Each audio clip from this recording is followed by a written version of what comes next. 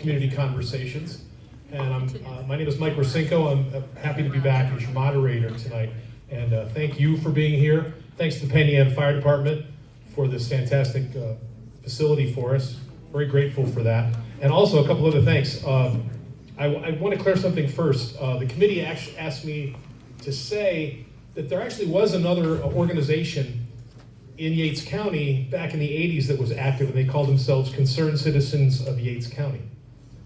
This is not that group, it's a different group. So the actual name of this group has been changed to Yates County Concerned Citizens. They hired a consultant, they spent thousands of dollars. Yes. But just to avoid any confusion.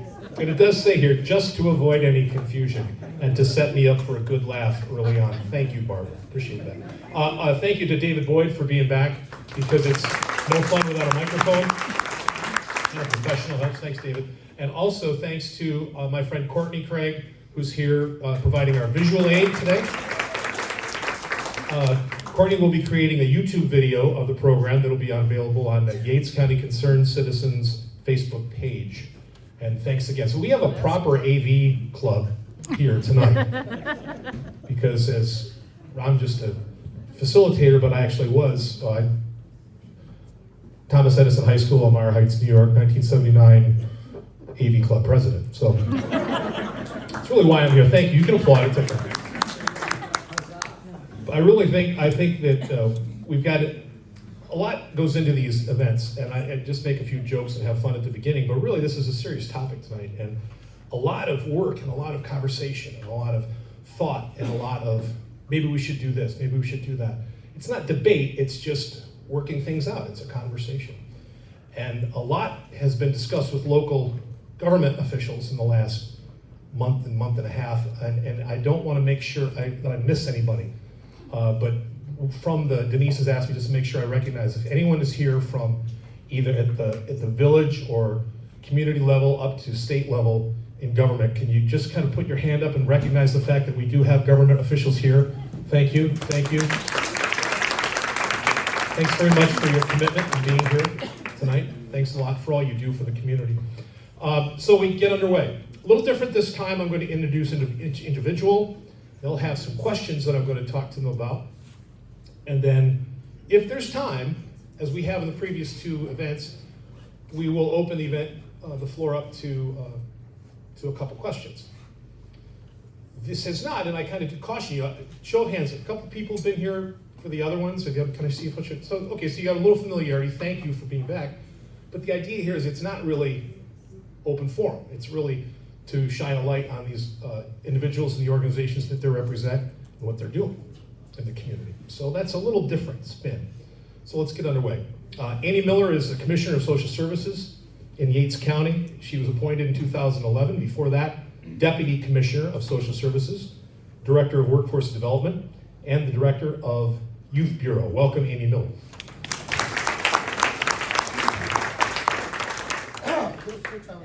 There you go. Hello. There you go. There you go. You have a nice voice. It sounds fun. So, Amy, when we talk about SNAP benefits to people, the SNAP program, maybe everybody doesn't know what SNAP is, but could you give us a take on what SNAP is and how it's funded? SNAP is the Supplemental Nutrition Assistance Program. It is what used to be called, up until about 15 years ago, food stamps. It's a federal government program that provides food purchasing assistance for low-income people to help them maintain adequate nutrition. It's a federal program administered by the U.S. Department of Agriculture under the Food and Nutrition Services. All SNAP benefits are federal money that are administered through the state, and they go directly to the recipients. So if you're looking for the money for food stamps, you will not find it in any local county budget. The money goes directly from the state to the people who are getting the help. SNAP is a mandatory program in New York. The state of New York requires the counties to administer that program. The administration includes determining the eligibility, undercare for the case, say you move, change residence, get a new job, recertifications, and the county also authorizes payment. How it's funded currently is that 50% of the cost of the administration is from the federal government, and the other 50% of the cost is local funding. Soon that will change, but that's another question. The amount of SNAP benefits received by household depends on the household size, their income, and what their expenses are. Years ago, food stamps used to be stamps, right? Like you would see someone at the grocery store and they would just hand them like money. But now they're on cards. So SNAP benefits have a card, they just swipe it at the cash register. It wouldn't look any different to someone than it would if you were using your Lions Bank card. As the name implies, it's meant to be supplemental, but for many families, it is their main source of food purchasing. SNAP can't be used to buy personal hygiene products, can't be used to buy prepared food, alcohol, tobacco, or cleaning products. How, give us an idea, how many people in the area receive SNAP benefits? In September, 1,229 households received SNAP benefits. That is 1,968 individuals. The caseload of SNAP in Yates County is primarily people who are working and are still making not enough to not qualify for SNAP. Of the nearly 2,000 individuals in September, 528 of those were 60 or older, and 209 people were under 60 and receiving SSI, 189 were under 60 and receiving Social Security disability. So a great many of our SNAP recipients are seniors and people with permanent disabilities. Less than 10% of the cases in Yates County are recipients who are required to work register, which means that most families who are using SNAP in Yates County are working, at least one parent. SNAP has a very large impact in the local economy. In October alone, at the tops, $74,000 was spent in SNAP benefits, and $51,000 at Aldi's, and $10,000 at the Dollar General in Dundee. So. Wow. So what are the requirements? How do people qualify for SNAP benefits? So to apply for SNAP, you can do it online through the New York State portal. You can do it in person, and you have to do an interview. You can do the interview in person, or you could do the interview over the phone. You have to verify certain information. For example, you have to verify your identity. You have to be able to know who you are. A lot of times that's a driver's license, non-driver's ID. You have to verify your address. You need to prove that you live in Yates County, or we can't give you SNAP in Yates County. You have to verify your household composition, how many people live with you. And you have to be able to verify your income if you have it. So you'll need copies of your pay stubs. So in most cases,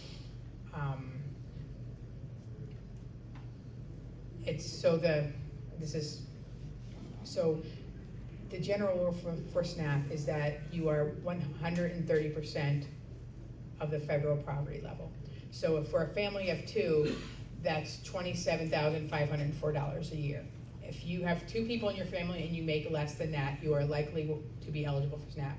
For four people, 130% of the poverty level is almost $42,000. So if you think about the minimum wage and how many hours you get, it is very possible that someone working full-time could get SNAP in that case. So that is how you get SNAP. That's what you need. So let me just come back to this. So 50%, about 50% of the people who receive SNAP are they required to work, or they are working? Tell me the difference. No,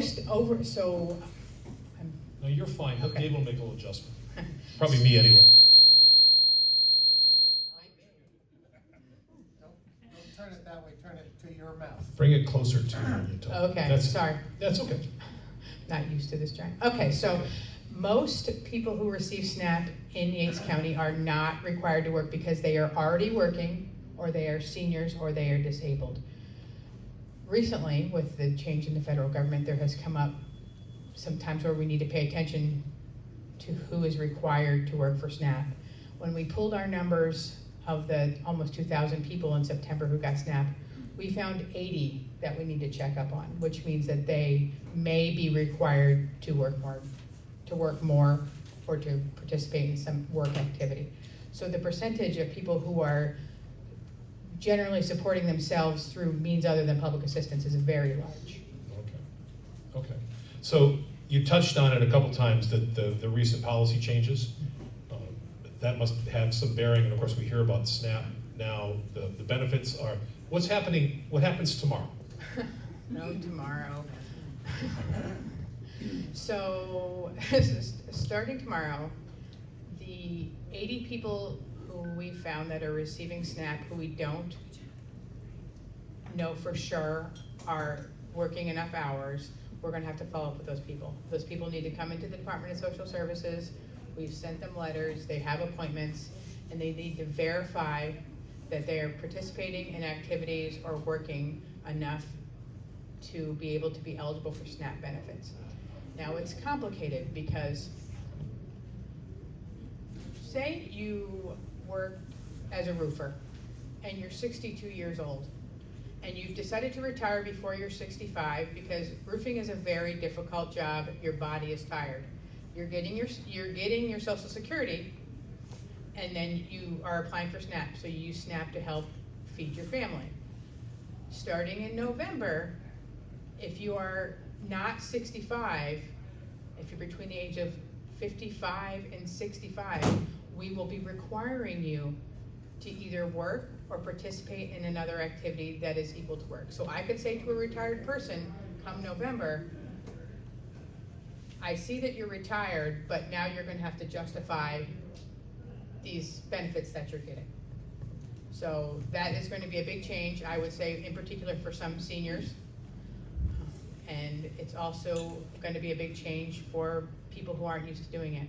A lot of times you find that people are in poverty not because it's because they're disorganized. They just don't know how to manage money, maybe can't manage time. So people are going to have to take time, they're going to have to figure out how to come in and report. If you don't report correctly for 3 months, you are no longer able to receive SNAP, which means that people will lose their benefits. Also, currently, starting in November, there's a change. Homeless individuals didn't used to have to come in to prove that they were working. Obviously, they're usually working with us to find places to live.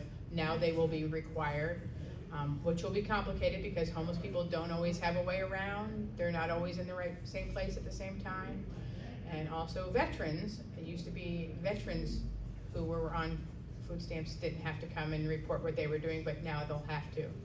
And also, if you are 24 or younger and were 18 when you were in foster care, it used to be they were exempt from coming in, but now anyone who became an adult in the foster care system will have to come in and report that they're working. Now, it doesn't always have to be work.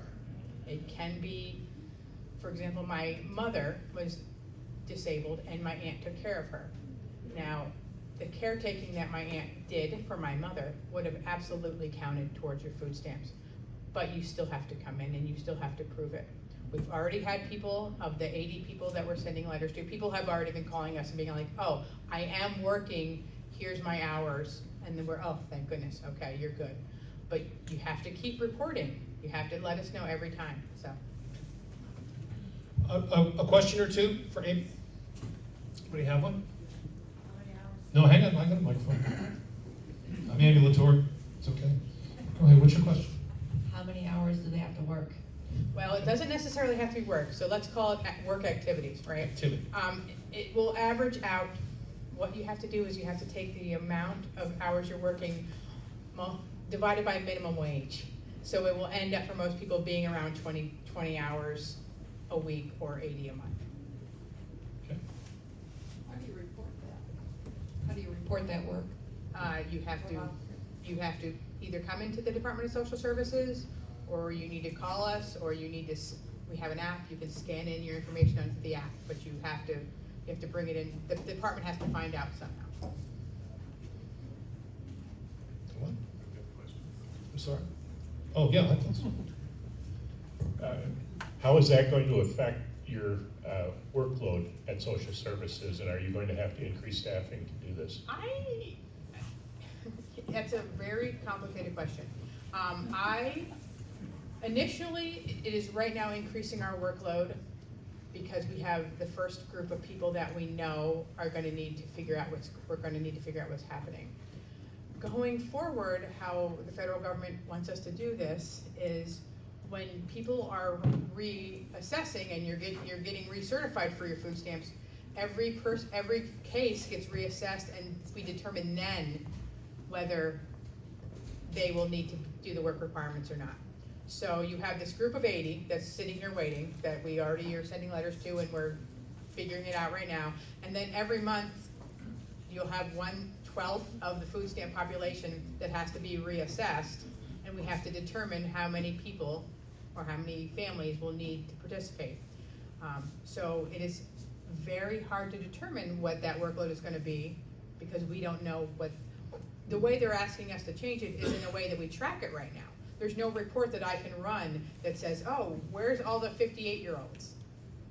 There's nothing like that. So it's really, really nearly impossible to predict what the workload is going to be. But I have not asked for extra staff, and I hope not to, because with the changes, the federal cost shift is changing, and now the local cost will be 75% of the administration of the benefits.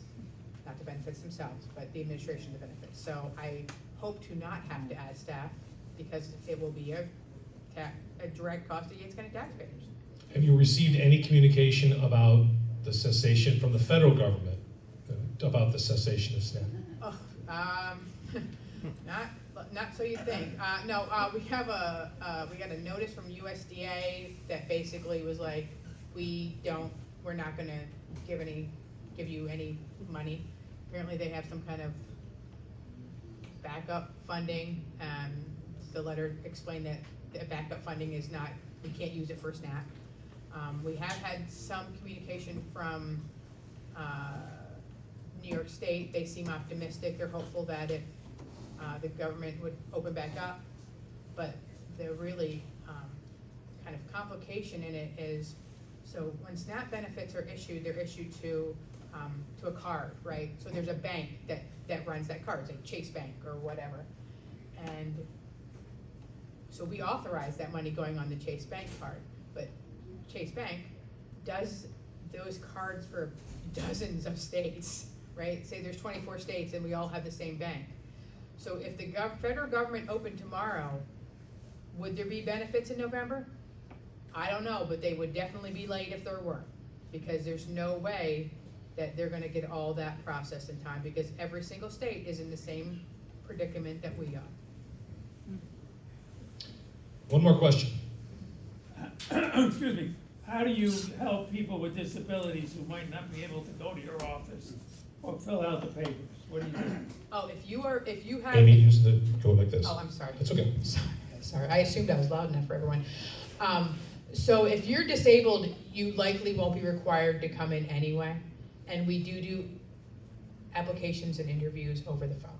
So we can manage that. And also we have an app. If you have a smartphone and you need to download say you wanted to download your pay stubs, you can scan that right to us on your phone. So Let's show Amy a little appreciation. Thank you very much, Amy. Thank you. Good questions, too.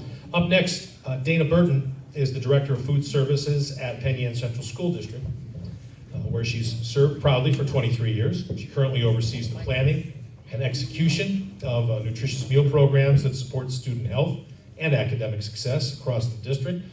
Welcome, Dana. Thank you.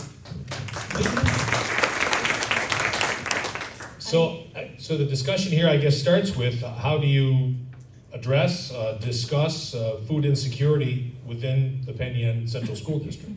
Okay.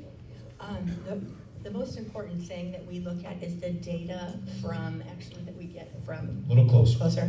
Yep, that's better. mistakes. It's all right. So when I'm talking about the data that I'm going to talk about, it is only the 1,300 students in the Penn School District. So the data that I get is from the New York State Department of Health, and approximately 60% of our students in the Penn School District receive Medicaid or food stamps. So we have had the community eligibility provision, which is a provision that provides free breakfast and lunch for all students since 2017. And it's been extremely successful. That is just one of the ways that we are addressing the food insecurity. We also have upped our summer feeding. So this summer in 6 weeks, we did about 4,000 breakfasts and almost 8,000 lunches to the town of Jerusalem Park, the Village Park, the library, the elementary school, the high school, Kids Adventure Time, which is a program through Kinship Services. I'm trying to think if I forgot any, but so we've really increased our numbers in the summer feeding so that we are not missing students that maybe are not in summer school. We have the Millie's Pantry program. We are so blessed in this community to have so many resources. So every Friday, the students take home a bag of food that they do not have to prepare themselves. And they're very excited about getting And what do you that. call that again? Millie's Pantry, they would just call it the backpack program. Okay. Mm-hmm. I'm trying to think what else. I'm sure everyone's heard about the universal free meals that has been publicized widely, and we actually are not going to change our reimbursement at all because we already have received free meals since 2017. The Penn School District, our food service department, actually does not run at all on local taxpayer money. 75% of our reimbursement is from the federal government and 25% is from the state right now. So we are not changing any of our reimbursement with the universal free meals. Universal free meals, New York State is one of 9 states in the United States to have this. It doesn't affect us because our free and reduced lunch percentage is so high, but schools like Canandaigua and Victor that maybe only have 13% poverty, they are now getting free breakfast and lunch, and so their piece of financial pie, the state is probably reimbursing about 80% of their reimbursement, and the federal is going to be the other 20. So the state of New York has really put a lot of money into this program. I think it's $380 million. So we are very blessed to live in a state that values feeding children. How do you and the district engage with local farmers and community partners to kind of strengthen that the local food system? We have first we have a program called the pilot program. So I am entitled to $60,000 approximately a year worth of USDA commodities. Of that $60,000, I take $15,000 of that and bring it back to the community to buy local fruits and vegetables. I use American Fruit and Vegetable as a distributor, and we actually we've purchased apples from the Wagger family from Apple Barrel for over 24 years now. So we bring that money back to the community and make sure that kids know where food comes from. And Cornell Cooperative Extension, Carolyn's here, we have a garden at the elementary school, and this year we brought in delicata squash and cooked it so they knew what that was and where it comes from. Colorful carrots.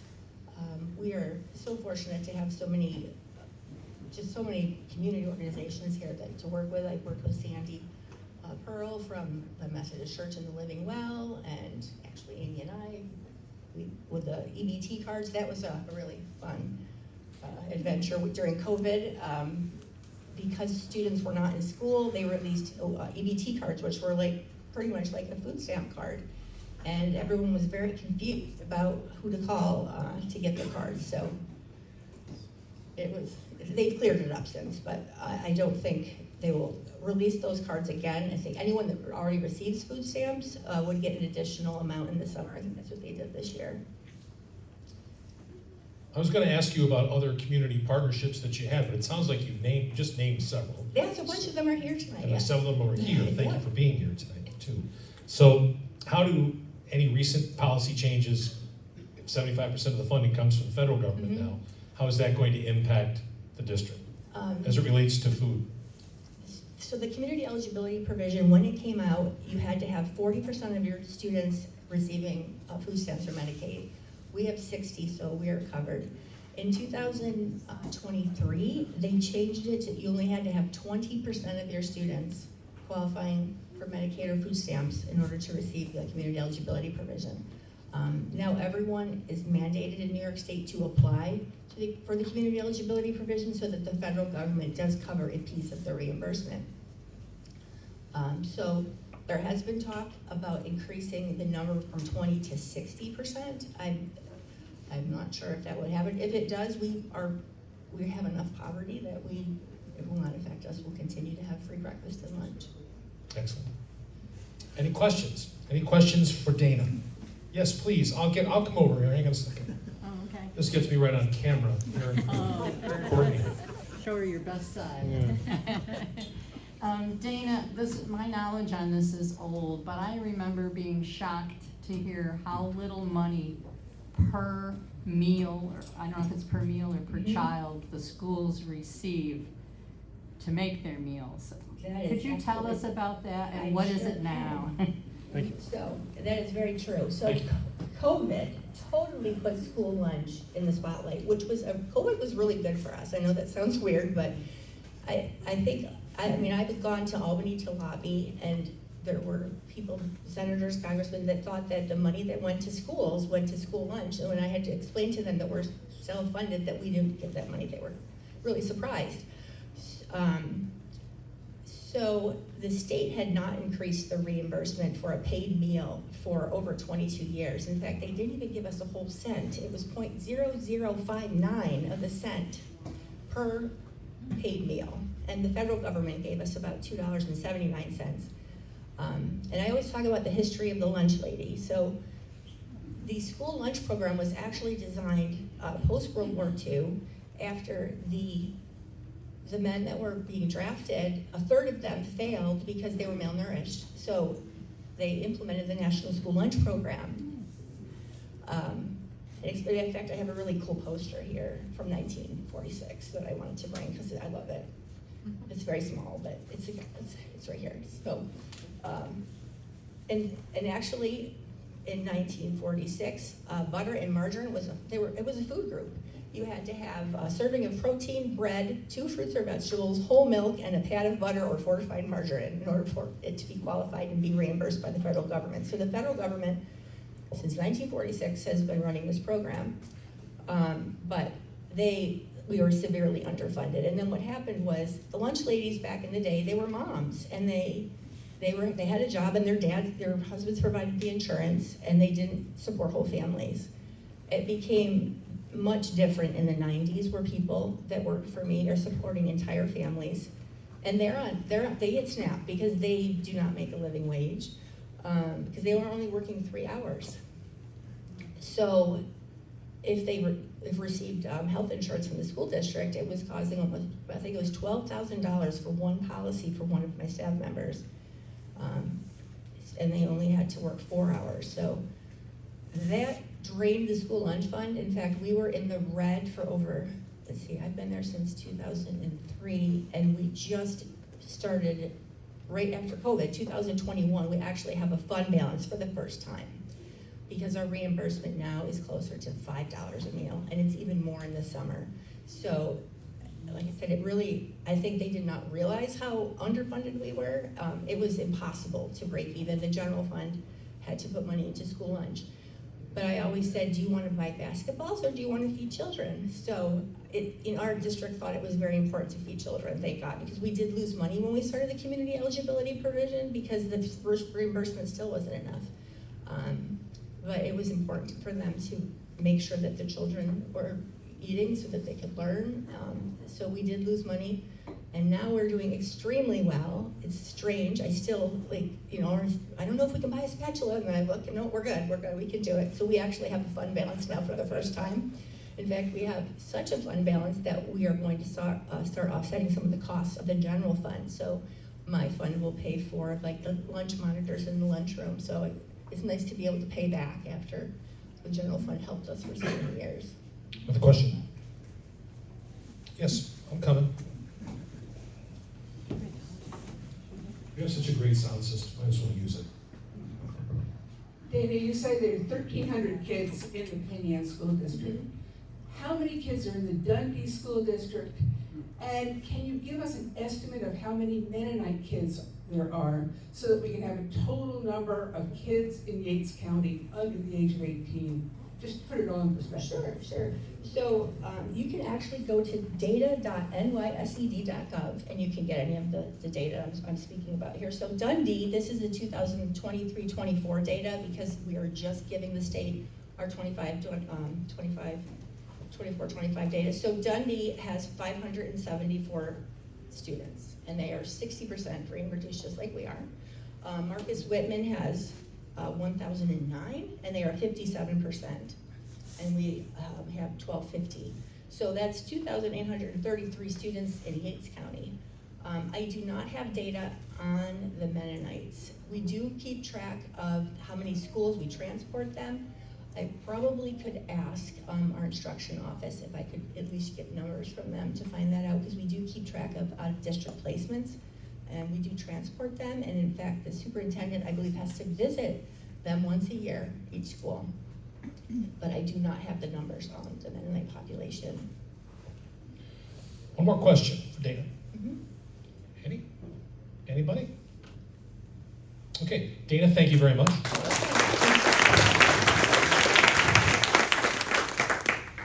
Marianne Rosica-Brand has worked in nonprofits on both sides of the grants, I guess, as a board member of a charitable foundation and working with nonprofit organizations like ProAction in the areas of food insecurity, access to health care, homelessness, and high school graduation rates.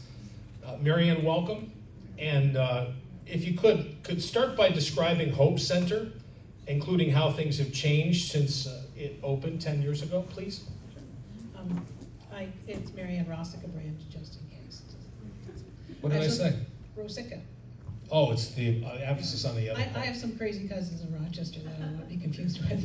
Okay. Well, you wouldn't want to be confusing anybody like Rosinko either. That's really bad.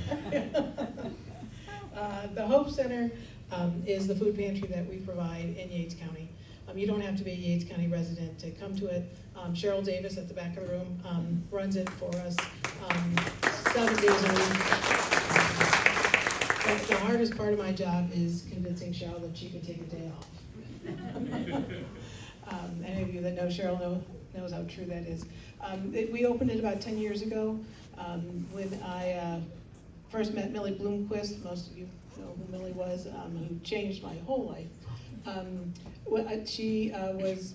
was trying to exhaust my teenage daughters, so every night there was something that they had to do, and we found out about the backpack program, and so we went and started helping pack when they were doing 500 backpacks, and then it got up to like 1,300 backpacks, and they expanded from there. And then through the McGowan Fund, we helped establish Millie's Pantry, and then when I saw that they were doing the food distribution 1 day a week, when FoodLink would bring a truck down and it was out of the side of the Baptist church and they were struggling to be able to, have enough refrigeration for FoodLink to be able to leave the food and people to get it, I gathered my usual suspects. Some of you that know me know that when I'm usually calling for your volunteer hours or your genius ideas or heavy lifting. So with the Nord Family Foundation and Keuka Housing Council and FoodLink, Mitch, who's on the little screen right there, we were able to establish the Hope Center. So we provide meals, boxes once a month. You can also request emergency meals, and Tuesday, Wednesday, Thursdays. It is self-determined need. We decided to go with the Millie Bloomquist of, if you need food, ask for it and don't quiz people about it. Sorry, Amy, we don't have to follow the rules, you do. Yeah, that's right. And it's changed in the last 10 years in that when we first opened, the average family size was 4, 5, or 6 people. A couple of kids, parents. Now it's really changed to the average number being 2, the high numbers are 3. A lot of it is because the families have left Penn because lack of housing. And so we've lost some of that population. Many of the people that come are older people that need that extra boost. And people that are really struggling, they know what food pantry to go to on which day. So is the Hope Center and the pop-up pantry, are they collaborative then? The pop-up pantry happens once a week, thanks to George Lawson, thank you, George, over in Dundee. The people can call the Pro Action office. We usually have enough for up to 170 families. They register, it's the third Friday of the month, George? Yeah. Second or third, depending when the holiday falls. They can call, and then Food Link sends us a nice big 18-wheeler truck, and we unload the food. And then Cheryl swoops in to glean whatever we weren't able to give, because Food Link gives us what they have. So we can't, you can't come to the pop-up pantry and say, I really need onions, because if we didn't get them, we can't give them to you. So what isn't given away during the pop-up pantry ends up at the Hope Center. You mentioned the McGowan Fund a little bit ago. What is the role that the McGowan Fund plays right now in the community's work with food insecurity from the point of view of the funder, I guess? We try and fill in where the government fails, which means we're always going to be around. We really do what we can to fill the gaps between Pro Action and the McGowan Fund. That's what I think about at 2 a.m. When my husband's like, I hear you thinking, what are you gonna make me do next? We really look to help fund and close the gap. We know food pantries don't cure the hunger. They're just sort of a way to bridge it. But we really look to fund programs that are collaborative and are able to help people move forward. I've asked our other two speakers already, so I'll ask you too. How have any recent policy changes had an effect on your day-to-day operation? It kind of put it on a blender and put it on the puree setting, I think is the best way to put it. I mean, every day it's something different. Is SNAP gonna happen, isn't it? Heat benefits, are they gonna happen, are they not? We have a lot of scared people calling our office, a lot. How do you make those connections with people? Let's say someone called you, I'm sure a lot of people have called you, but like you don't know who they are. How do you identify them, avail them of your services? Pro Action? Mm-hmm. So we in Yates County, we have the Office for the Aging and the Hope Center. Down in the Bath office, we also do weatherization, the home delivered meals, the congregate meals, and employment and training.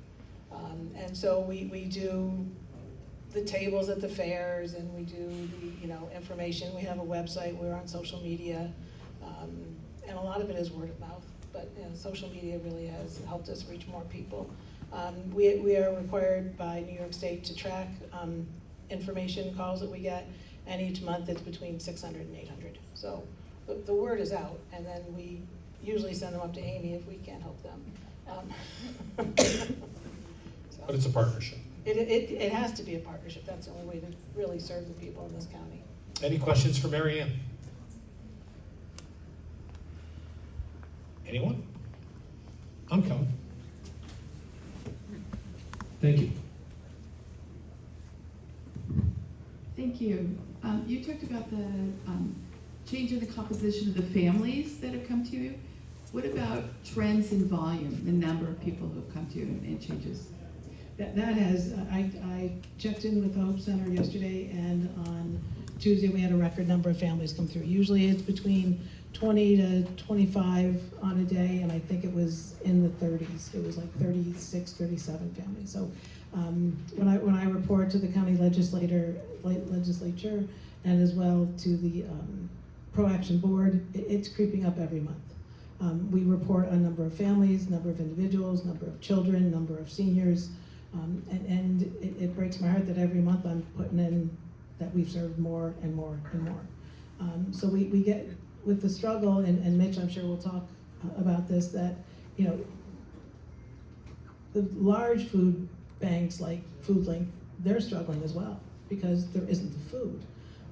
So more and more we're getting calls that doctors' offices are collecting canned goods, and they're going to bring it to the Hope Center to try and help The Hope Center it's funded by grants and local donations. This community really supports it. I mean, I at least once a week we get a check from a citizen of Yates County who says, thank you for what you do. Please pass this along to the people that need it. Any other questions? Yes, I'll be right back. So, Marianne, if you were to name deficits, whether it's staffing or food itself or whatever, where's your greatest need? As far as food insecurity? Yes, specifically Hope Center, but yes. I would say it's funding and access to the food. Cheryl does a great job. Aldi's and Tops has been wonderful about donating food. Cheryl also gets a lot from the local farmers. I mean, I think, was it Cheryl, over 1,000 pounds of cabbage this week was given out? That's some coleslaw. So if people are hesitant to come into the food pantry, Cheryl also is good about putting food outside that we also track, and we track the amount of pounds that are given away. And quite a few people are more comfortable doing that. There's a lot of proud people in this community. They don't want to admit that they're hungry, but it's okay. It's okay to struggle. We're here to help support people.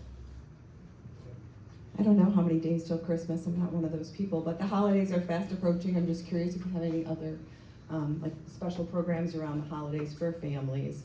So like sponsoring families, being able to provide Thanksgiving meals, those kinds of things. Well, Cheryl will take any turkey she can get her hands on. If you are in line behind Cheryl at Aldi's or Tops, I apologize. She just bought all the turkeys. So a lot of what we do is donated. If my husband's work, they always give him a turkey. I'm like, we're giving it to the Hope Center. I do not need to cook 24 pounds of turkey and have it staring at me in the fridge for the next week. So any donations, canned goods, Cheryl, you usually have a list of things that we'll accept as well too.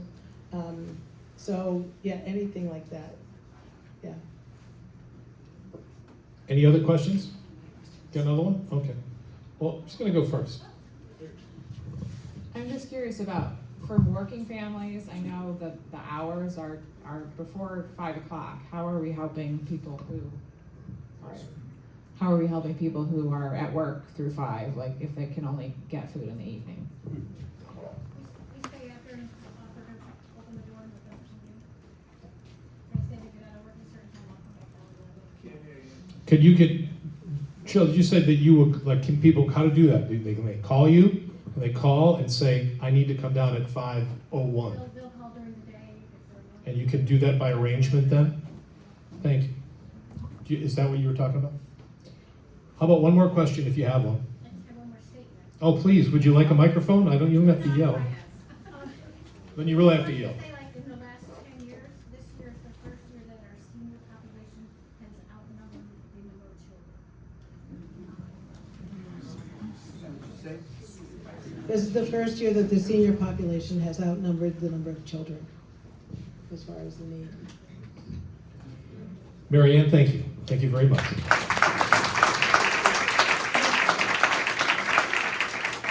And also great questions too. Our next speaker is, thank you very much, Court, appreciate that. Yeah. I think we're in good shape. Sure. This is through the power of a Zoom call. Mitch Gruber is the Chief Program Officer of FoodLink, the regional food bank that serves Yates County. Mitch leads FoodLink's work in moving beyond traditional food banking to build healthier communities. He also serves as an at-large city council member for the city of Rochester. Mitch joins us through Zoom tonight. Mitch, good evening. How are you? Good evening. I'm sorry. My connection. Do you all hear me okay? We're working on the Hear You Okay part. We can see you in full effect in living color, and we're moving the volume up right now. This is me vamping. If that doesn't go up high enough, I might be able to read. How are we now? Why don't you just try it again? Me is not really the thing that matters. Okay. A little bit, I think, at Court, you could probably go a little bit, Okay. go a little bit farther there. Okay, I think that's good. Good evening. Let's try that again. Good job, though. Can you hear me? I think we can, yes, thank you. The floor is yours, Mitch. Oh, it's wonderful, and thanks a lot for the joy of Zoom. Thank you to Barbara and to me for making this happen, and I'm only sorry that I couldn't be there in person. This is, uh-oh, I feel like I'm frozen again. Can you hear me? The audio is fine. We can hear you.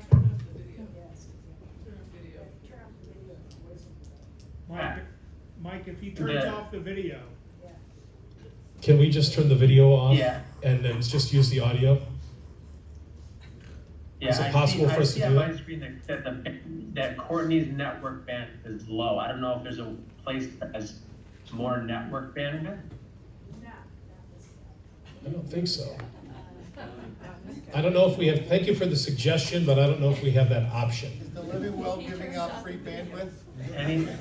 I'll keep talking. You guys can hear me.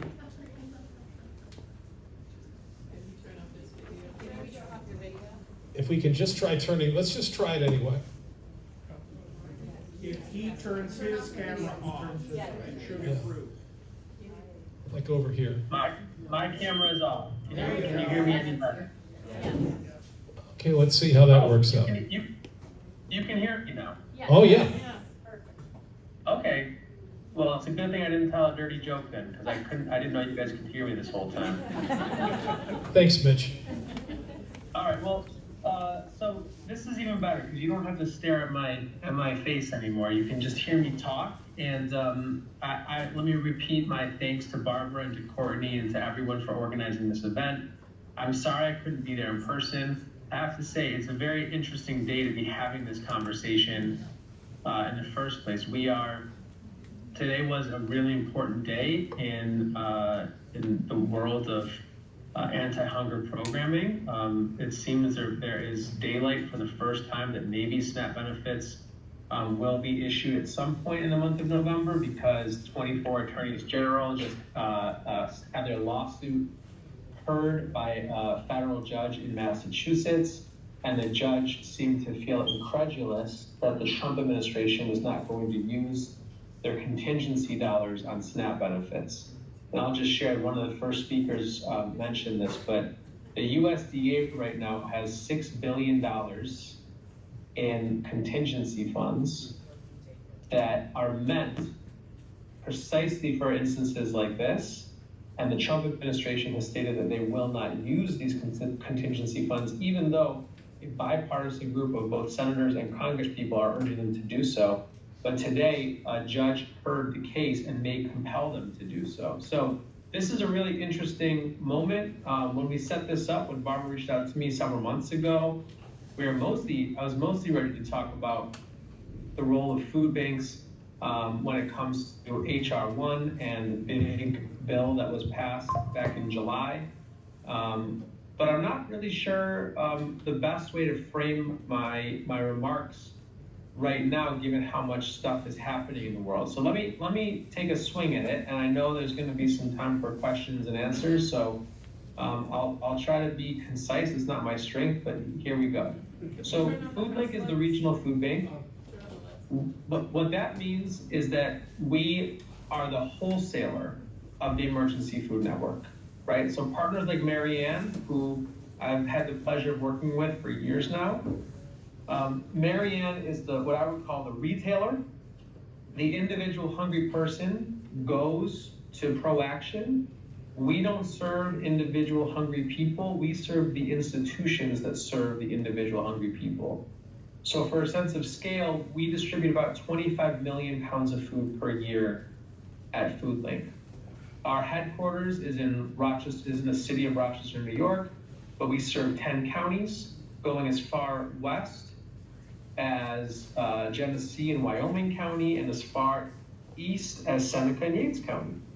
So the vast majority of our service area is in fact rural, although the vast majority of the people that we serve do in fact live in urban or suburban communities. So it's a very interesting district.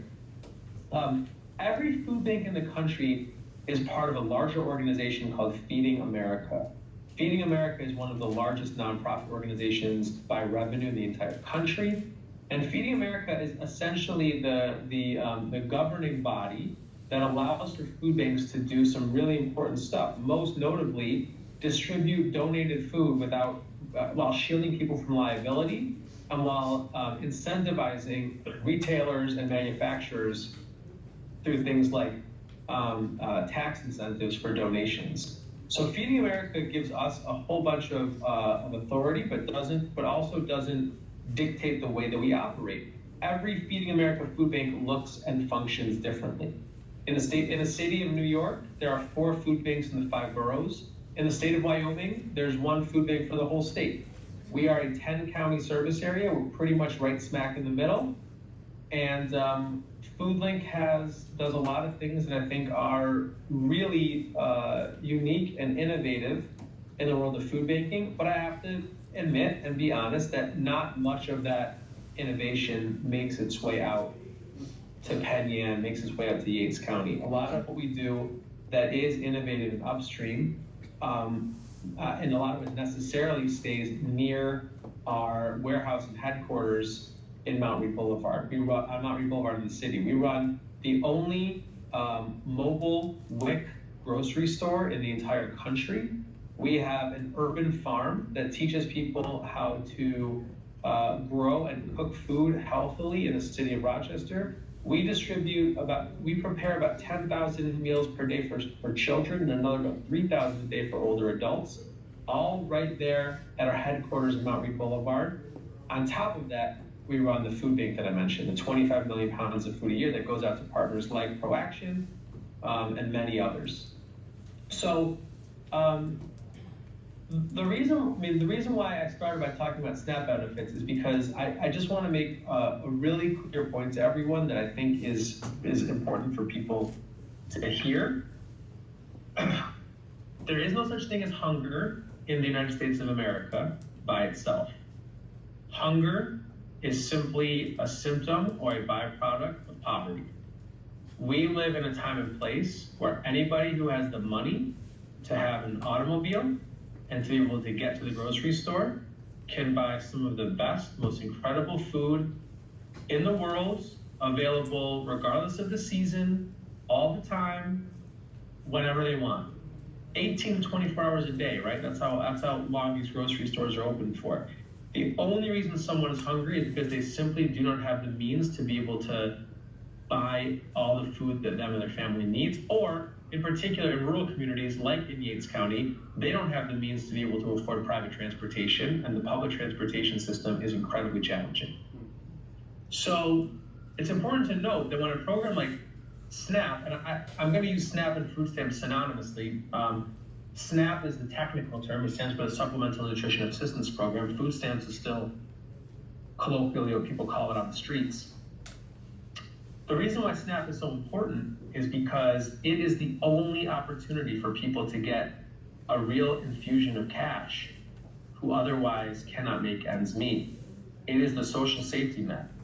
It is one of the most effective, not just anti-hunger, but anti-poverty programs in the entire country. And what happens is that when SNAP benefits are cut, the need and demand on food banks and on food pantries like Marianne's skyrocket, go through the roof.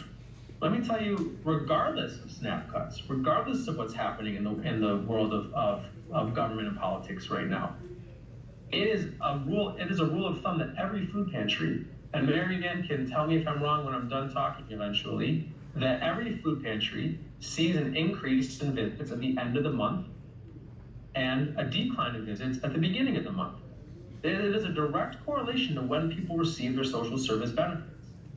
And so the idea that we as a country can deal with 43 million people not getting SNAP benefits simply because the government shutdown is such that they will not use the contingency funds on SNAP benefits should be very alarming to everybody. Hunger is a bipartisan issue. There is no one on any side of the aisle that should be less upset than the other. Everyone should want people to be fed. I know I'm preaching to the choir now, but you've really wound me up. You can't expect people to do well in school if they're hungry. You can't expect people to do well at work if they're hungry. You can't expect people to be their best selves if they're hungry. And the only thing preventing people from eating good quality food is having enough money in their pocket. So bottom line is that FoodLink is here and prepared to support our community organizations as best as we can. There was a question earlier about the relationship between our pop-up pantries and our brick and mortar pantries like ProAction. We developed the pop-up pantries specifically because we know there is a shortage of social service organizations in many of our rural communities. We don't do pop-up pantries in the city of Rochester. In the city of Rochester alone, there's about 95 food pantries. In Yates County, I think we have certainly have under 10 in Yates County that we support. So we decided to do these pop-up pantries to make sure that we could infuse significant amounts of product, most importantly, fresh produce, into these pop-up pantries as often as we could. And so we're gearing up to do more of those during the government shutdown. We're gearing up to make sure that our shopping list is incredibly full of good quality food, in part because of the support of places like the McGowan Foundation, by the way. Thank you, Marianne. And so that's the role FoodLink plays on a practical level. Tomorrow we'll be releasing a very simple flyer that, along with a press release, and we'll share it with all of our partners. Because right now there are going to be a number of people who have never had to use the emergency food system before, who are going to need to use it as a client, and a lot of people who want to help it but have never participated in that way before. So we're going to have a simple flyer that we encourage people to look at and use it as a way to get involved one way or another. If you need help, take it. If you want to get help, please provide it. So I think I've spoken long enough, and probably there'll be some additional questions. I hope that the data that I sent over to Barbara earlier, I know it was on the screen there, I hope that's a useful snapshot. And I'm open to any questions that people may have. Any questions for Mitch? Hang on. Yes, Mitch, we got a question. A couple, I think. There you go. Mitch, I've done some research, and one of the things I noticed was that you guys can't place any orders with USDA during the shutdown. And I was wondering how many pounds of food do you normally get from them in a given month that I know goes out to the pantries? And if you can't order, I know you order a couple months ahead, but if you can't order, how is that going to affect things like December and January? Great question. So a couple things, just to be clear about the language we're using here. So FoodLink gets food from 4 primary sources. We get food from retailers who donate, and even though I say that with a plural, the truth is at this point it's pretty much only Wegmans. There's a couple other retailers that donate a little bit, but Wegmans is incredibly generous with their retail donations, and that's product that they decide for whatever reason they can or won't sell. Second source is product from manufacturers, and a lot of manufacturers still do give us some product. But we're in a different world right now. We used to get. I've been at FoodLink for 17 years, and I'm only 18 years old, so that's strange. There were some labor laws broken, I think. When I started at FoodLink, we got a lot of food from Seneca Foods, good old Seneca Foods in Geneva. I'm sure many of you are familiar with it. But Seneca Foods, as an example, is now, even though it still has the name Seneca Foods, it's owned by a multinational conglomerate that's headquartered in Wisconsin. So we don't see nearly as much product from manufacturers like that as we used to, and it's really unfortunate. But that's a second source. A third source is what the person listed as USDA. I'll talk about that in just a second. And the fourth source is purchased product. Unfortunately, the only line that is increasing for us is purchase. We purchase about $10 million worth of product every year. And with the upcoming crisis, we already raised a quick $1 million to be able to infuse just into the emergency food network right now. So it's going to be more like 11, 12 million this year. As for the question, USDA product is through a program called TFAP. That stands for the Emergency Food Assistance Program. Many of you may have heard of it once as government cheese, because that's really what it was. In the 70s, the Carter administration bought surplus cheese and stored it in government-owned cheese caves and gave it out to various organizations. That program now evolved to be any surplus commodity that domestic growers or processors have that there are no markets for. So sometimes we have a lot of dried beans, sometimes we have a lot of dried fruit, dried dates and figs. Sometimes we have fresh produce. The best is when we get things like chickens and protein. There's tons and tons and tons of product available on a fairly regular basis. And it's always a bit unstable because it's really meant for an emergency. So if there's, God forbid, a hurricane somewhere, we may have ordered USDA food, but if the hurricane happened, it's going to take precedent over whatever food they ordered. And the honest truth is the same that's happening right now. We place orders throughout through the end of the calendar year. My understanding is that all those orders have been not just placed, but received by the state, because that's who we make the orders through. And that we will, in fact, get all of our orders for the months of October, November, and December.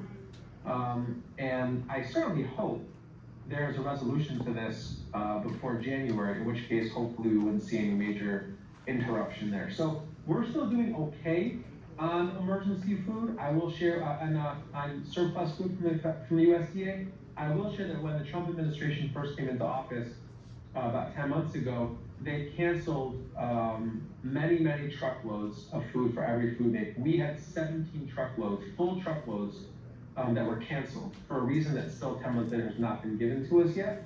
But since then, they have been back on track and we've gotten everything we've asked for. Thanks for the question. Sorry for the incredibly long-winded answer. That's okay. Another question for Mitch. Mitch, we do have another question. I hope you have more than one. I heard you mention that you have a program in Rochester where you teach people to farm or grow their own vegetables. Can you tell us more about that? Sure. We operate an urban farm on, believe it or not, it's on the old Erie Canal. When the canal got diverted, it became the Rochester subway, and the subway obviously went away about 70 years ago at this point. And so this land stayed vacant for a while, and we started farming on it specifically to help many of the new Americans, mostly Nepali and Burmese people, grow food when they were resettled in Rochester. And in the last year, we've put a significant amount of money into this space, specifically to create what we're calling our Edible Education Center, so that we can have students from the Rochester City School District come and learn how food is grown and how to prepare food. Every single study out there demonstrates that if kids participate in the growing and cooking of food, they're more likely to try new foods. They may not like them, but you and I both, we all know that you're more likely to try broccoli if you see it on the plant, because it looks pretty cool, than if you're eating steamed broccoli from a cafeteria that you never saw anything but the steam coming out of the pot, right? So that we built the space just for that, and we hope that it really catches fire and becomes a model for other places around the country. Mitch, Barbara asked if you could just briefly review that data sheet that you sent to her. Can you do that? I can. Shame on me, I don't have it up right now. I was speaking from memory here, but let me pull it up for just a second. Okay. No problem. Okay, so total population, I hope those numbers feel right to you about the total population and the median household income. These are numbers we got from census data. Food insecurity rate and poverty rate are poverty rate and is also something that's from census data. Food insecurity rate is the organization that I mentioned before, Feeding America, has something called the Map the Meal Gap, where they try to understand what is the delta between what we are providing as an emergency food network and what do people need. And so it's not a super easy way for me to describe the food insecurity rate. But I can pull that up for you later as a follow-up to this. But that number comes from Feeding America's Map the Meal Gap tool. SNAP recipients, I hope our county DHS agree that's about right. Same with Medicaid recipients. And again, the point is to demonstrate, basically it seems as though around 1 in 5 people in Yates County needs some amount of support, one way or another. And the pounds distributed is all the pounds that Food Link sent out to Yates County partners. And on the the bottom left there are the partners that we have, the longest and deepest relationship with. Sorry about the typo, by the way, the Penn Yam backpack program, obviously. So I'm not sure if Barbara, you have any questions specifically that you want me to answer, but I will share with you that we send food, we send our truck every 2 weeks to Yates County. I myself try to get down there every once in a while to see what's going on. I actually went to the Friendship House last summer with my good friend Stuart Mitchell, who is from Middlesex, and his foundation had given some money to the Friendship House. So I went to go visit it and see what was going on there. I talked to Marianne regularly to try to get the pulse of what's happening. But I shared those numbers mostly so that you could see what we see. And our goal at Foodlink is always to make sure we're listening to the people who are on the ground to know what the needs are. And if there's things that we can or should do, if there's pop-up pantry locations we should have that we have not gone to before, we're all ears. The last thing I'll say about that is I should have mentioned this before, about 3 years ago, we hired our first ever, it's a position that we call our Rural Programs Coordinator. We hired a person, her name was Alicia, her married name now is Alicia Mikens, whose job it is to go to every one of our pop-up pantries, talk to people, hear what's going on, and really make sure that we have ears to the ground in every community we serve, not just in the city of Rochester. And so I think our communication with communities like Penn has only improved, but we're always open to feedback. We always want to do better. Thank you, Mitch. Any other questions for Mitch? That was the document that I wanted to show you. Any other questions for Mitch today? Okay. Awesome. Hi, Mitch. Most of our attention has been on the immediate crisis of SNAP benefits stopping. But if you look forward, the BBB had some other provisions in it that take effect a year from now or 2 years from now. Could you make any comments on how those are likely to affect our situation? Yeah, absolutely. I think that I'm just going to call it the bill. If that's okay with you. The bill that was passed back in July, I think was a really disastrous cut of SNAP and Medicaid benefits. And I'm not going to pretend to know the details around Medicaid, so I'll focus my attention on SNAP. But there's a few core things that bill did. The first, and I'm sorry repeating some things other folks have said, but there's no way around it. The first is the cost share for the state. So every state has to pay some of the final tab of food stamps based on what their payment error rate was in 2025. Ours was really high. You know whose was higher? Alaska. You know whose vote was really needed to be able to get the bill to pass? Senator Lisa Murkowski. So the carve-out was that the states with the highest payment error rate don't need to pay for 2 years. They have 2 years to be able to get their affairs in order, but then they have to pay 15%. So that means not this year, but next year, or not next year, but the year after, I should say, the state of New York is gonna have to pay $1.2 billion. 1.2 billion with a B dollars as our cost share. And you can imagine there's no new revenue coming in for the state. So when the state has to pay $1.2 billion, all it does is take away from the other things the state should be funding. Things like your roads, your schools, I can go on and on. So that's one piece that I think is troubling, but you know, if there are people who believe that states should pay for this and should be based on payment error rate, well, they got their way. The one that I think is a little bit more under the radar and difficult to describe is that the way SNAP benefits are even calculated is through something called the Thrifty Food Plan. The Thrifty Food Plan formula that helps governments understand how much to give a single person, a family of 2, 3, 4, etc. And they have frozen the Thrifty Food Plan and actually plan to reduce the formula that generates the Thrifty Food Plan. So SNAP benefits will ultimately be frozen for quite some time. But I would say the one that is the most frustrating change to me is these work requirements that I heard talked about early on in this conversation. Work requirements were done extensively in various states, but I believe Arkansas was the place where it was done the most with Medicaid. And every single study that came out of this, and there was a lot of articles written about these work requirements in Arkansas. Everything that came out of it demonstrated that the work requirements did not increase people's ability to work. It did not lower the unemployment rate. It simply cut people off of important benefits due to administrative challenges. It made it incredibly difficult for people to be able to demonstrate. You don't just have to work, you have to demonstrate that you're working. You have to keep recertifying on a very regular basis over and over and over again. And if you miss one, you may be terminated from the benefit. At the end of the day, that's what we have now, and there are some really confusing work requirements that we have.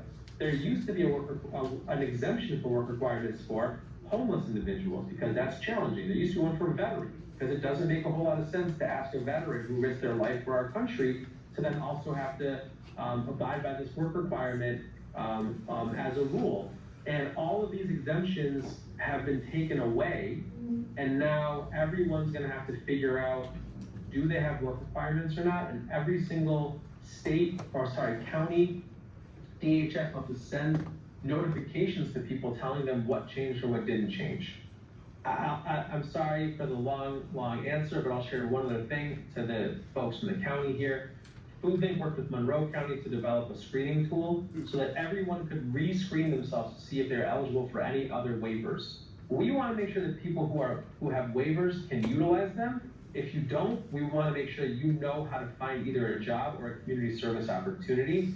But the result of having thousands of people kicked off of SNAP benefits, frankly, is not going to help anyone. And it's disappointing that that's ultimately what happened in that bill, but we're going to do our best to make sure that our service area has the least interruptions to SNAP benefits possible. Thank you, Mitch. I guess I'll give a last call for anybody who might have thought of a question that they wanted to ask one of our panelists here that maybe you just didn't get a chance to or didn't circle. One more? Yes, one question. You know, we're gonna have to call security. Go ahead, you get the last word. Okay. First of all, this has been really great to get all this information out to the community. But my question is, what, as a community member, do you all suggest I can do to help the situation of food insecurity in this community? I think that's one of the reasons we're probably all here. Amy, do you want to go first? I think it is important to, one of the things I love about Yates County is that we don't have a lot, so we all work together. So if someone was asking me what they should do, I would say donate to food pantries. And I wouldn't, and make sure people know where food pantries are and how to get there. Does someone need a ride? Does someone need you to pick something up? And I think it's important to remember, when I say donate to food pantries, I don't just mean get the ramen out of your cabinet. I think they need cash. I think people need to give money if they can, and for sure if they have food. But you gotta give. There's very little at this point that we can do about the government. It is what it is, and we're doing the best we can. But I would say give to the food pantries and make sure that everyone you know who might need it knows how to get it and where they're at. Dana, what do you think? I agree with Amy. I know that we do a canned food drive around the Super Bowl. FFA does it, and the students bring in canned goods, but I know that they really need things like what we have in the Millie's Pantries bag, peanut butter, proteins like canned chicken, canned tuna fish, and some of them do not have ways to heat things up, so anything that's already prepared. But I think, like you said, money is great, because then they can buy what they know people will use. And Marianne? I agree with both Dana and Amy, but also we can deliver food boxes from the Hope Center to people over age 60. So let those people, if you know people, encourage them, call the Hope Center and we can deliver a box to you.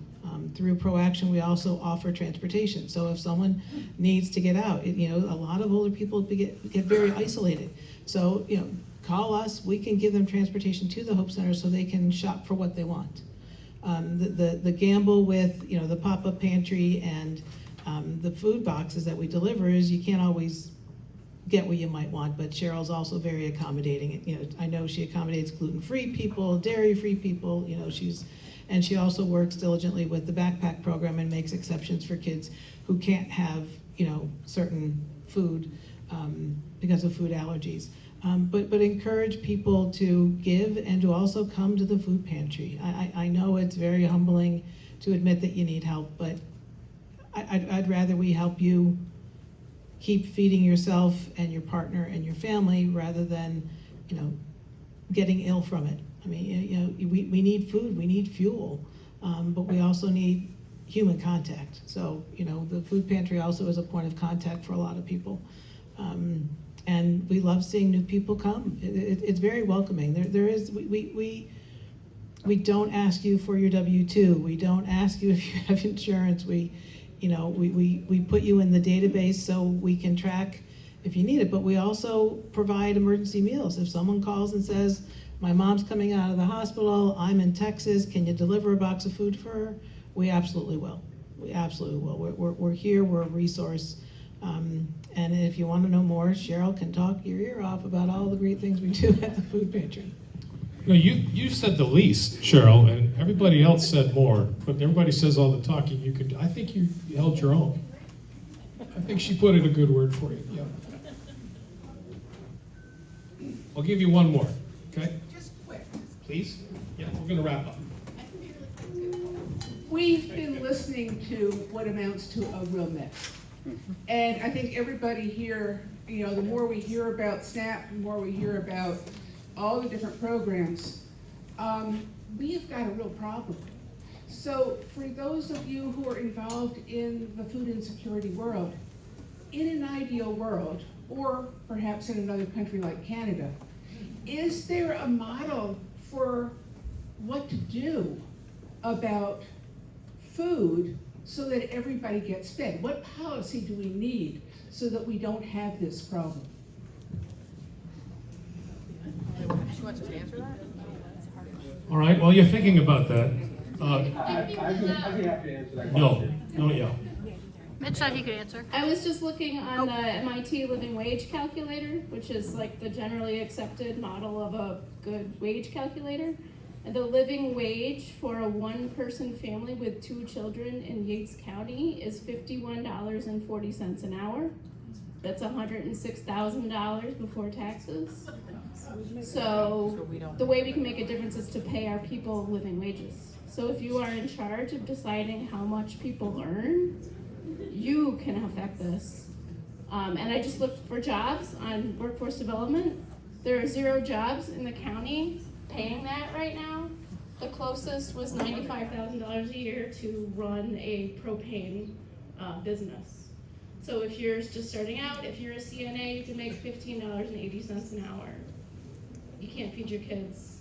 You can't do anything. So, Can I yeah, Mitch, I guess you get to respond to that question. It's not a question, it's a shortage. Well, it's a statement. Both was a question, and the statement bared on the question. So, Mitch? Can you hear me? Yes. Yes. Okay, great. I just want to answer the previous question first about what programs are there in like the big picture, what could fix the problem. I would really encourage us to not be distracted by some of the allegations of waste, fraud, and abuse. Food stamps are the answer. If food stamps were effectively funded, everybody would have the money they need to buy the food they need for their family at local stores We haven't even talked about the economic impact of food stamps. But it's not like you use food stamps on Amazon. They're all being spent in your local community. It gives people the money they need to buy the foods that they want. There's a lot of people who argue that we should be very specific about what products are allowable to be purchased with food stamps.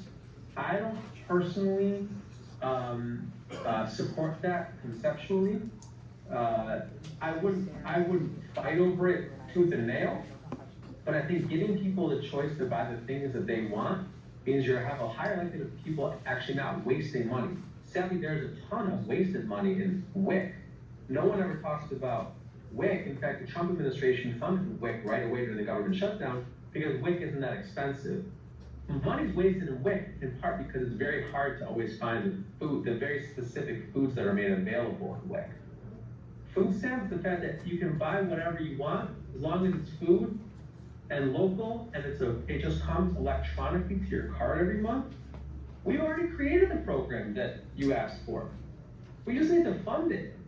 And instead we have people who want to argue that waste, fraud, and abuse are a reason to cut it when there's no compelling evidence whatsoever that there's any significant amount of waste, fraud, and abuse in food stamps is a problem. And I would just say, and I will try to not be overly political because I really shouldn't be and I don't want to be. Again, I think hunger is a bipartisan issue. But we should all be asking our elected representatives how they feel about a basic safety net for people. And the bill that was voted on several months ago was an indication that there's a lot of people who don't believe we should have a safety net. And I don't know how we function in a place without a safety net. Food stamps, we don't need to recreate it. Food stamps is the safety net. And to the person who asked about job availability, to me, this is what I live in the city of Rochester. I work in the city of Rochester. I do believe that there's probably a decent number of people who could work in the city of Rochester who are not working. Fine, great. Let's talk about that. Let's solve that problem. The idea of slapping work requirements on people in Yates County, where there's virtually no public transportation, where so many of the employment centers have left over the last several years, feels cruel to me. It feels incredibly cruel, because I don't know where people are supposed to meet those new work requirements that have been set upon them. And that's going to be a huge, huge problem, and we should be thinking about how do we create a safety net for people in places that lack public transit and in places that lack major employment centers, not how we force people to jump through hoops to maintain their benefits. Thank you, Mitch. Thank you. Well, we had a really great opportunity tonight at a kind of a turning point in state and federal history with a program that's immediately tied to food insecurity, and we have this amazing opportunity tonight to sit and listen to professionals and people whose lives and whose heart and soul is fully vested in rising to meet that challenge every single day, despite politics and despite whatever's on cable news tonight. This is what they do, and that's what their passion is. And it certainly is a challenge, and I think none of us walk out of here not hearing the challenge, but we also hear that there are some paths and some things that we can do to address it to help. Is a good question. I like that, and I hope we all do. There is a pamphlet that you're going to receive on the way out, which will give you some information about organizations and things that can support and help address food insecurity. Certainly appreciate all your questions and your participation tonight. I'm wrapping. We got to go. Okay. Thank you. There were all of a sudden I know it's okay. I appreciate it. This is like a lot of you were here before, right? The next time when you ask, put your hand up for those questions, because after a while we kind of get to the end of mass, and everybody's going to go to brunch. This is our Catholic joke, but that's kind of where we're at. Thank you very much to our speakers, Amy, Dana, Marianne, Mitch. Thank you all very much.